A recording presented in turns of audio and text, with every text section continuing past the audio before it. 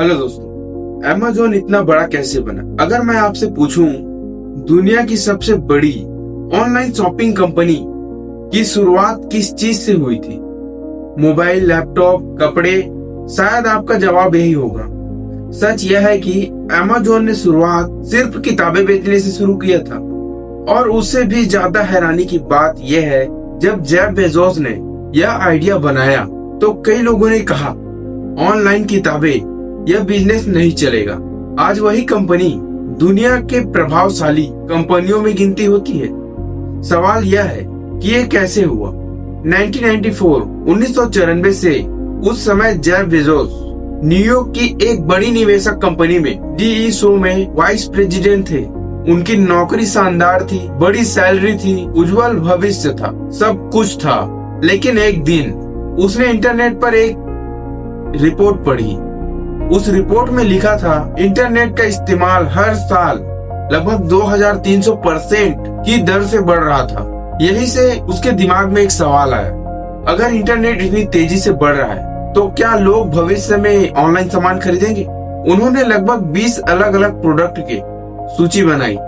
CD, software, video, computer parts और books. काफी सोचने के बाद उन्होंने किताबें चुनी। आखिर उन्होंने किताबें ही क्यों चुनी? दुनिया में लाखों अलग अलग किताबें थे। कोई भी ऑफलाइन दुकान इतनी सारी किताबें एक साथ नहीं रख सकती थी, लेकिन एक ऑनलाइन स्टोर ये रख सकता था। यही अमेज़न का असली आइडिया पैदा हुआ। जेफ बेजोस ने अपनी सुरक्षित नौकरी छोड़ दी।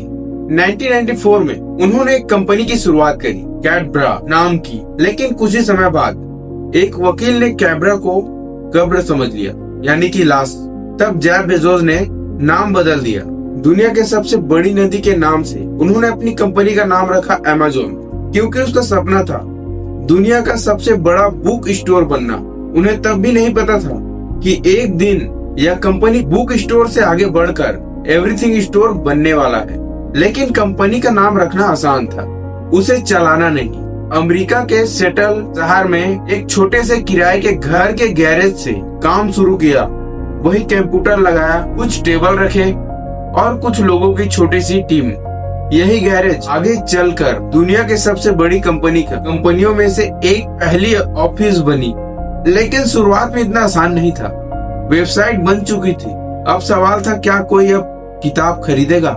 याद रखिए, ये 1995 का टाइम था। लोग ऑनलाइन पेमेंट पर भरोसा बहुत कम करते थे। ज्यादातर लोग अपना क्रेडिट कार्ड नंबर ऑनलाइन डालने से डरते थे। ऐसे माहौल में अमेज़न ने अपनी वेबसाइट लाइव कर दी।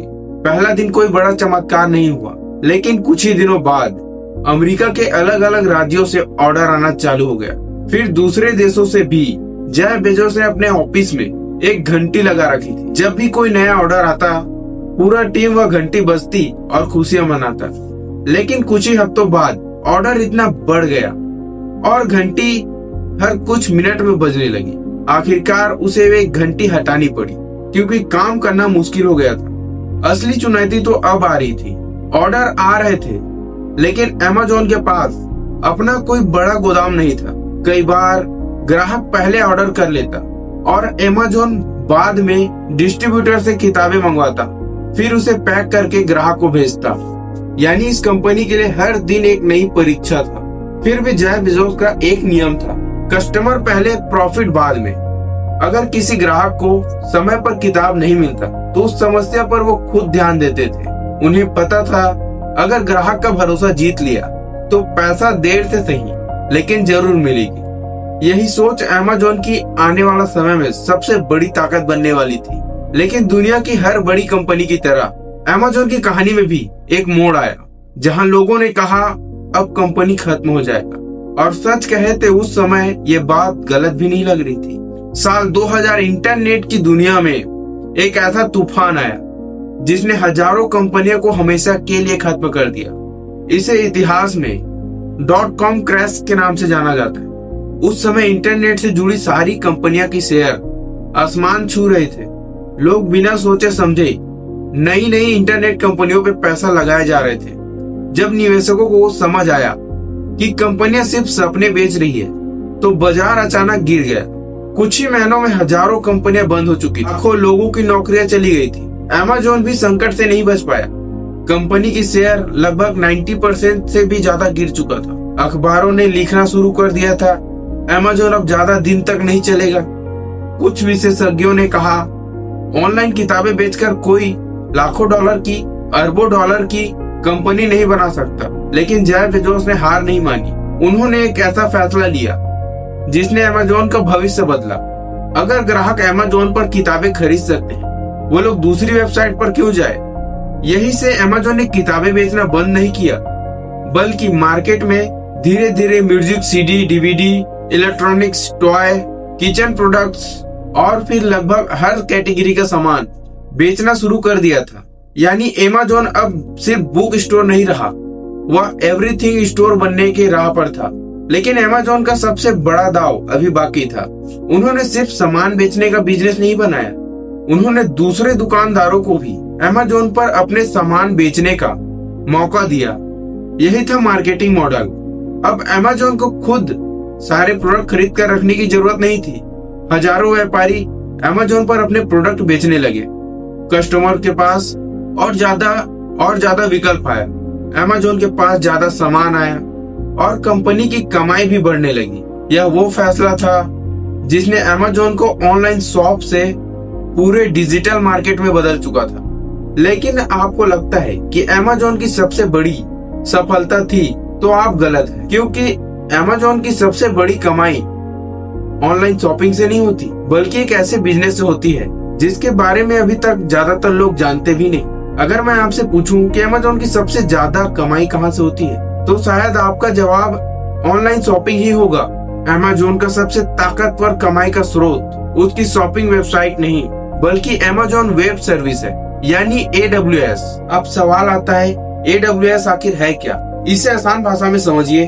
जब अमेज़न तेजी से बड़ा हो रहा था, तो कई लाखों ग्राहकों का डाटा संभालना पड़ता था। इसीलिए उसने अपने लिए एक बहुत बड़ा डाटा सेंटर बनाया, जहां हजारों सर्वर दिन रात काम करते थे। कुछ दिन बाद जेफ बेजोस की टीम ने कुछ नोटिस किया, इस सर्वर की पूरी क्षमता हर समय इस्तेमाल नहीं होता।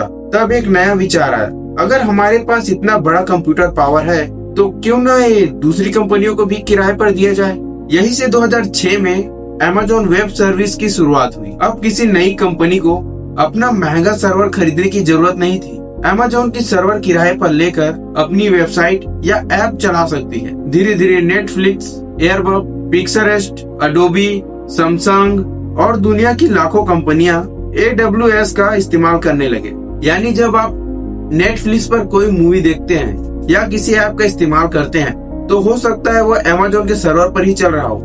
यही वजह है कि आज अमेज़न की सिर्फ शॉपिंग कंपनी नहीं, वह एक टेक्निकल कंपनी भी है। और यही जेफ बेजोस की सबसे बड़ी सोच कि आज क्या बिकेगा। उन्होंने सिर्फ यह नहीं सोचा कि आज क्या बिकेगा, उन्होंने यह सोचा कि भविष्य में दुनिया को किस चीज की जरूरत है। और शायद यही वजह है कि अमेज़न सिर्फ एक वेबसाइट नहीं बना, बल्कि दुनिया के सबसे बड़ी प्रभावशाली कंपनियों में से एक शामिल भी हुआ। लेकिन अमेज़न की कहानी सिर्फ पैसे कमाने की नहीं है। इस कहानी में एक ऐसी सीख छुपी है जिसे हर स्टूडेंट, हर एम्प्लॉय, हर बिजनेस ओनर और हर यूट्यूबर को समझना चाहिए।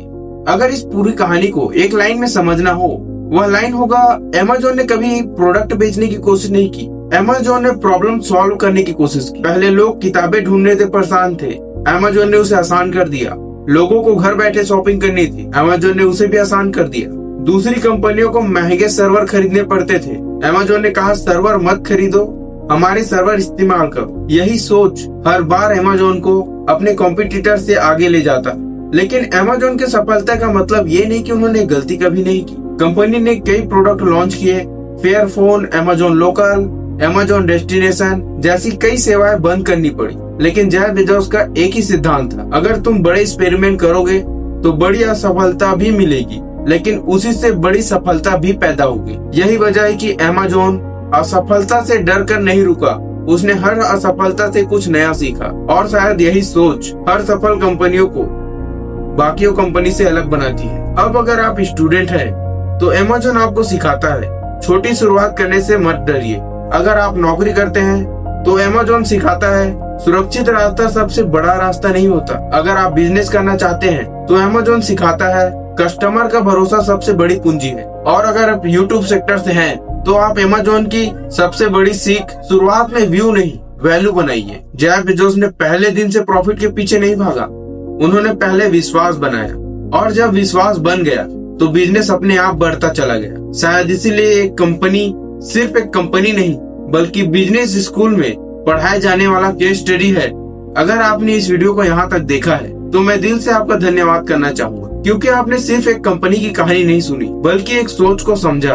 हो सकता है आप अमेज़न जैसी कंपनी न बनाए, लेकिन अमेज़न की तरह सोच आज से शुरू कर सकते हैं। याद रखिए, बड़े बिजनेस बड़े पैसे से नहीं बड़े विचार से शुरू होती है।